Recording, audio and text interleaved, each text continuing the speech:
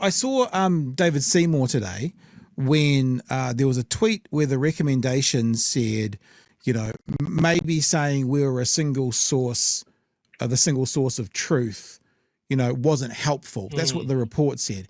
And David Seymour said, like, some kind of pissy tweet, like, of course we knew that, or you can say that again. It was some kind of like a, well, duh tweet. So you know what I did? All right, you ready, conspiracy theorists, if you're out there? I went and had a look at David Seymour's Twitter feed.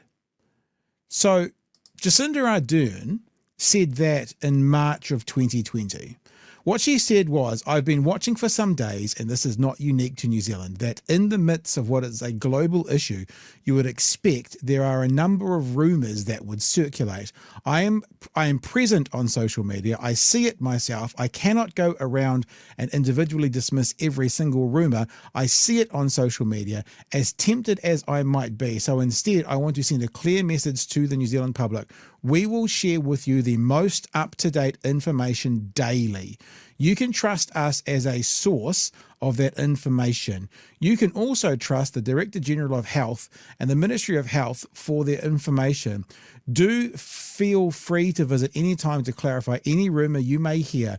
covid19.govt.nz. Otherwise, dismiss anything else. We will continue to be your single source of truth. When you bring context, it doesn't quite sound quite so authoritarian, We will provide information frequently. We will share everything we can. Take everything else you see with a grain of salt. And so I really ask people to focus. Maybe I should get that tweet from Seymour. Give me a sec. Chewy, so does that sound quite, I still think it's a bit like, defund the police wasn't necessarily a smart way of saying things. Maybe she used the wrong sentence. It could have been said more cleverly, but people latching on to but when you get the context of her saying you will hear the truth here of the latest research rather than Facebook, it means something different. You talk, and I'll find this tweet. Yeah, so I found the almost the criticism of the press, the 1 p.m. press conferences to be really, really misguided. Like I can talk from my experience there, that I tuned into every single one of them because I wanted to know what was going on. Yeah.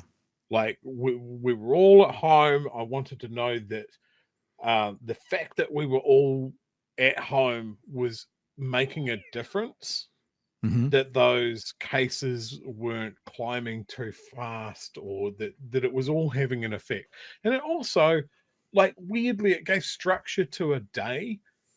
And lockdown days often didn't have any structure. You stayed up to 3 o'clock. It was an appointment to watch. Who cares, right? It was a touchstone.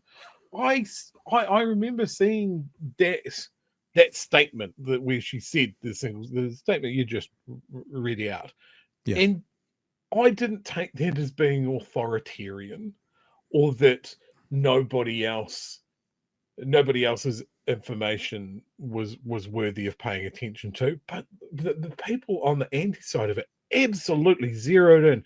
They were just, what did she mean by this? And I was like, well, the whole thing was she explained what it meant. That there was something that you could go to and trust, because there's a bunch of stuff out there that you can't. So yeah, I don't know.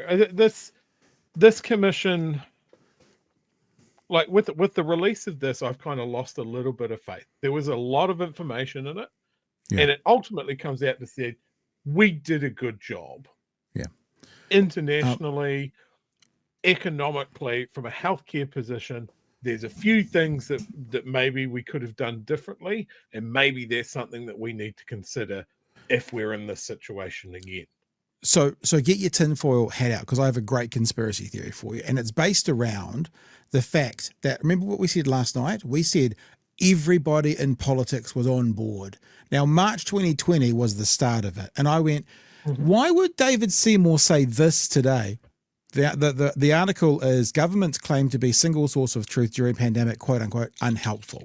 Didn't say bad. What was the little toady saying at the time? He said, you don't say. Yes, so exactly, Chewy. He said, you don't say. And I said, I wonder what he was saying at the time. So what I've done is gone on his Twitter feed with the keyword COVID and gone back to the same time period.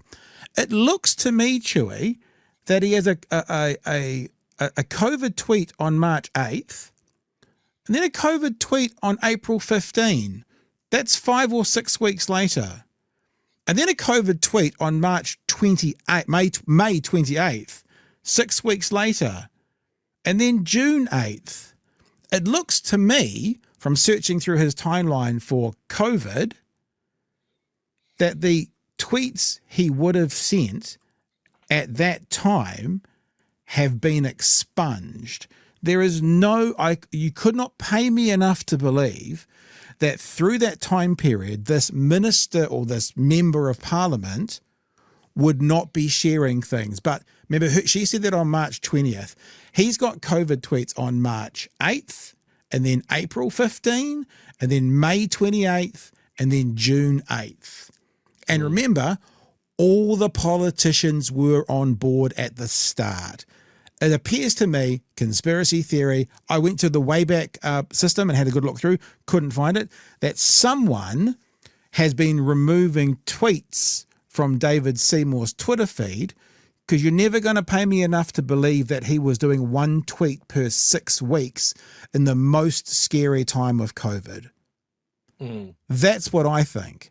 So I think he, as many politicians, got on board when the getting was good, and then it wasn't quite so attractive, they got off the boat. But what he's done, in my honest hell belief, is scrubbed his feed when he was on board. Because I don't believe he would do one tweet on COVID every 6 weeks. Where's all the other tweets, Mr. Seymour? Where's all the other social tweets? Media hygiene.